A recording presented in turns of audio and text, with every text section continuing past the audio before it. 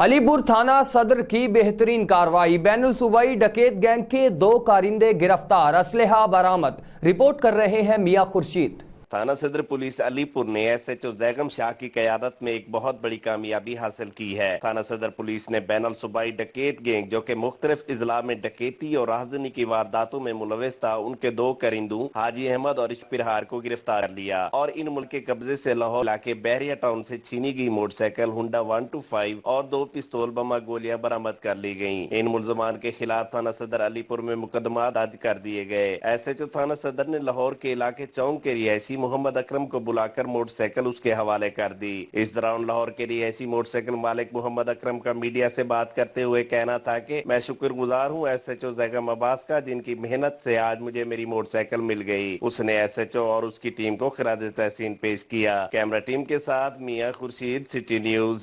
ہم لاتے ہیں ٹاپ نیوز، آپ کے فیورٹ ٹاک شوز اور انلمیٹڈ انٹرٹینمنٹ صرف YouTube پر۔ اگر آپ نے ابھی تک ہمارا چینل سبسکرائب نہیں کیا تو ابھی سبسکرائب کریں اور بیل آئیکن کو کلک کر کے ہماری لیٹسٹ ویڈیوز کے بارے میں اپڈیٹ جانیں۔